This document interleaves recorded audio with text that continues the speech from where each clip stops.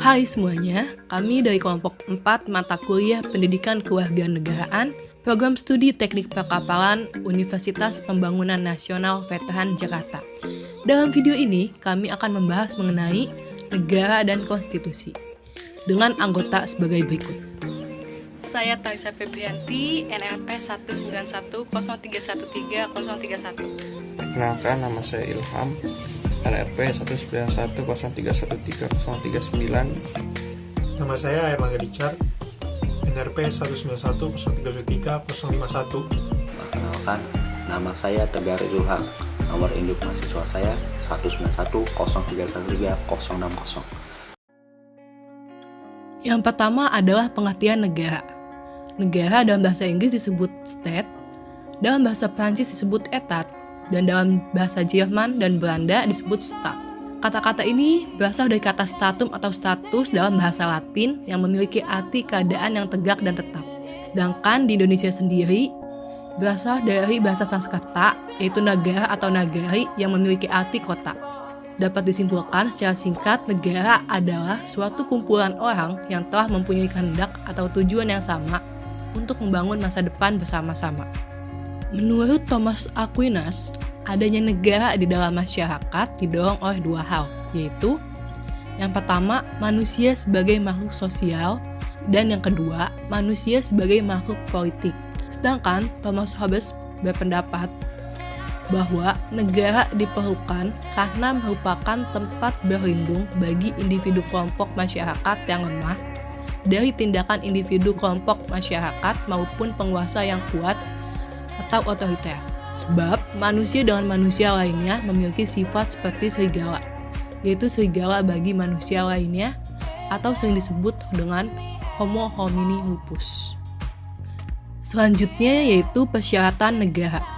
Pada tahun 1933, diadakan Konvensi Montevideo. Menurut konvensi ini, unsur-unsur berdirinya sebuah negara terdiri atas unsur konstitutif, terdiri dari rakyat, lalu ada wilayah. Unsur wilayah ini terdiri dari 4 bagian. Kemudian ada pemerintahan yang berdaulat. Unsur yang kedua adalah unsur deklaratif atau berupa pengakuan negara lain terhadap berdirinya suatu negara. Terdiri atas de facto, yaitu secara nyata berdirinya negara, dan de jure adalah secara pengakuan hukum. Proses terjadinya negara dibagi menjadi dua, yaitu primer dan sekunder. Untuk primer terdiri atas Genossenschaft, Reich, Staat, dan Demokratische. Sedangkan untuk sekunder yaitu berdasarkan fakta sejarah dan berdasarkan teoritis. Dari faktor primer ada Genossenschaft atau fase yang merupakan perkelompokan dari orang-orang yang menggabungkan dirinya untuk kepentingan bersama dan disandarkan pada persamaan. Dari faktor primer juga ada Reich, yaitu kelompok yang tadi telah sadar akan hak milik atas tanah hingga muncullah tuan yang berkuasa atas tanah dan orang-orang menyewa tanah sehingga timbul sistem feodalisme. Selanjutnya ada Staat, yaitu masyarakat telah sadar dari tidak bernegara menjadi bernegara dan mereka telah sadar bahwa mereka berada pada suatu kelompok.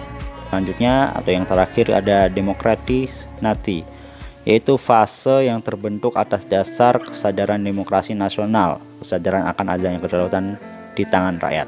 Selanjutnya ada faktor sekunder yang berdasarkan fakta sejarah. Yang pertama, okupasi atau pendudukan terjadi ketika suatu wilayah yang tidak bertuan dan belum dikuasai kemudian diduduki dan dikuasai oleh suku atau kelompok tertentu. Yang kedua ada fusi atau peleburan, terjadi ketika negara-negara kecil mendiami suatu wilayah, mengadakan perjanjian untuk saling melebur menjadi negara baru. Yang ketiga ada kesi atau penyerahan, terjadi ketika suatu wilayah diserahkan kepada negara lain berdasarkan perjanjian tertentu. Yang keempat ada akesi atau penarikan, suatu wilayah terbentuk akibat naiknya lumpur, sungai atau timbul dari dasar laut yang kemudian dihuni oleh sekelompok orang sehingga akhirnya membentuk negara. Yang kelima ada aneksati atau penyaplokan, yaitu suatu negara berdiri di suatu wilayah yang dikuasai bangsa lain tanpa reaksi berarti. Yang keenam ada proklamasi, yaitu terjadi ketika penduduk pribumi dari suatu wilayah yang diduduki oleh bangsa lain mengadakan perjuangan atau perlawanan sehingga berhasil merebut kembali wilayahnya dan menyatakan kemerdekaan. Yang ketujuh ada innovation atau pembentukan baru, yaitu suatu negara baru muncul di atas suatu negara yang pecah karena suatu hal yang kemudian lenyap. Yang kedelapan ada separatis atau pemisahan, suatu wilayah negara yang memisahkan diri dari negara yang semula menguasainya kemudian menyatakan kemerdekaan. Yang kesembilan yaitu pendudukan atas wilayah yang belum ada pemerintah sebelumnya, yaitu pendudukan terjadi terhadap wilayah yang ada penduduknya tapi tidak berpemerintahan. Selanjutnya dari faktor sekunder yang berdasarkan teoritis ada teori hukum alam yang menurut terjadinya negara adalah hal yang natural atau alami. Segala sesuatu terjadi sesuai dengan hukum alam, begitu dengan negara. Teori ketuhanan, teori ini sesuai namanya, tentu saja dipengaruhi oleh paham keagamaan dan berdasarkan itulah teori ketuhanan terbentuknya negara didasari anggapan bahwa negara terbentuk atas dasar keinginan Tuhan. Berdasarkan teori perjanjian, negara ada semata-mata akibat perjanjian antar manusia. Selanjutnya teori kekuasaan menyatakan bahwa negara terbentuk berdasarkan kekuasaan orang kuatlah yang pertama-tama mendirikannya. Karena dengan kekuatannya itu ia berkuasa memaksakan kehendaknya terhadap orang lain. Bentuk negara ialah wujud nyata dari organisasi negara di dalam masyarakat. Contohnya Indonesia. Indonesia memilih bentuk organisasi negara yang dinamakan republik, yang merupakan suatu pola organisasi yang mengutamakan pencapaian kepentingan umum atau disebut dengan respublika. Bentuk negara itu yang pertama negara kesatuan. Negara kesatuan adalah suatu bentuk negara yang bersusun tunggal di mana di dalam negara tersebut hanya terdapat satu buah negara. Yang kedua, ada negara serikat atau federasi.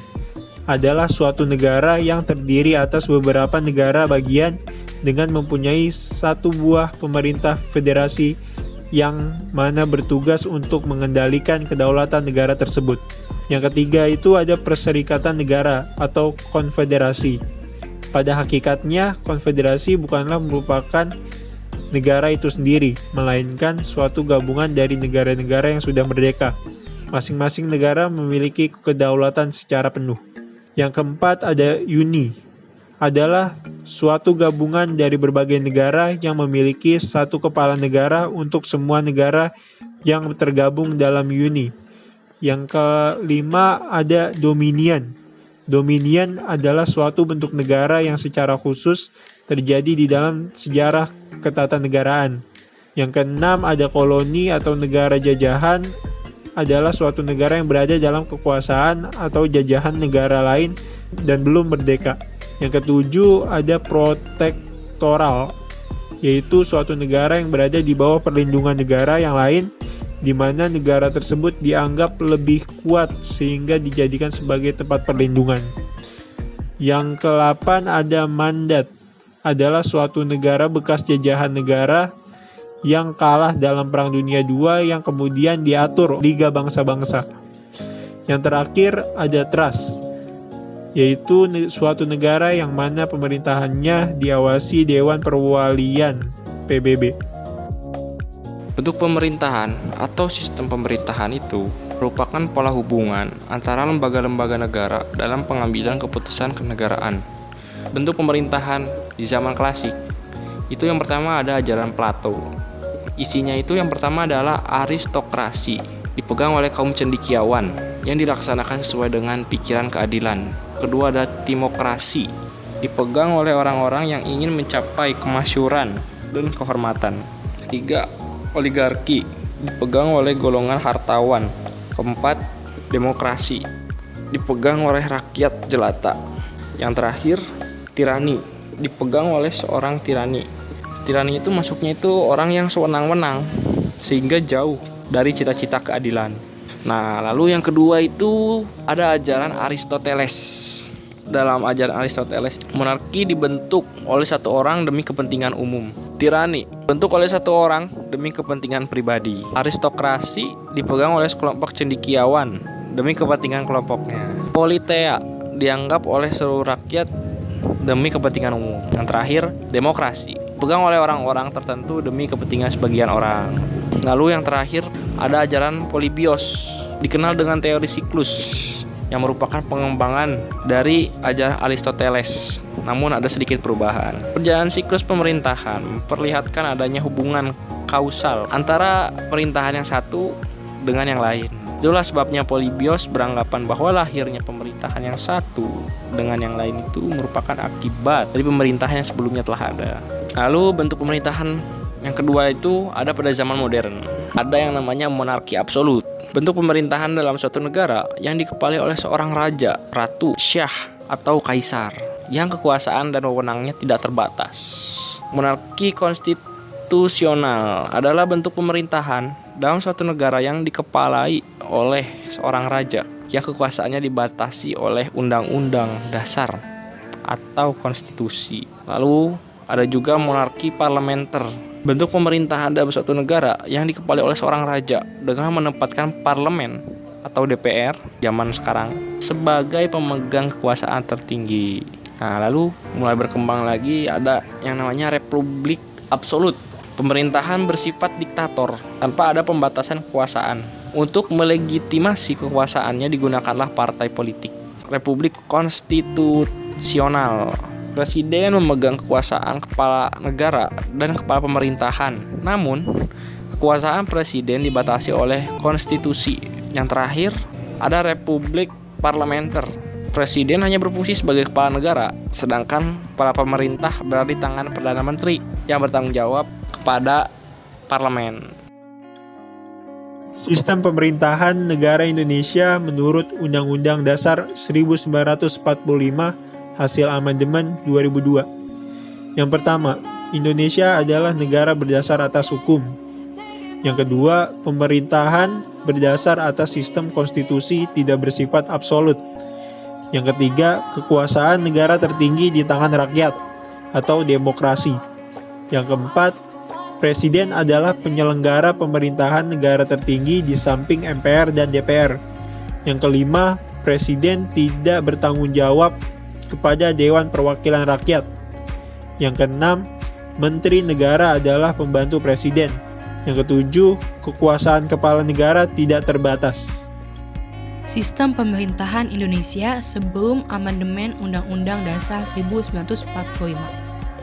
Kekuasaan tertinggi dipegang oleh Pancasila yang membawahi Undang-Undang Dasar 1945, baru kemudian MPR yang ikut juga membawahi Dewan Pertimbangan Agung, Presiden, Dewan Perwakilan Rakyat, dan Badan Pemeriksa Keuangan. Sedangkan untuk sistem pemerintahan Indonesia setelah amandemen Undang-Undang Dasar 1945, kekuasaan tertinggi masih dipegang oleh Pancasila dan Undang-Undang Dasar 1945. Namun kekuasaan dibagi menjadi 3, yaitu lembaga yudikatif terdiri atas Mahkamah Agung, Mahkamah Konstitusi, dan Komisi Yudisial. Yang kedua, lembaga eksekutif, yaitu terdiri atas Presiden, Wakil Presiden, dan para menteri.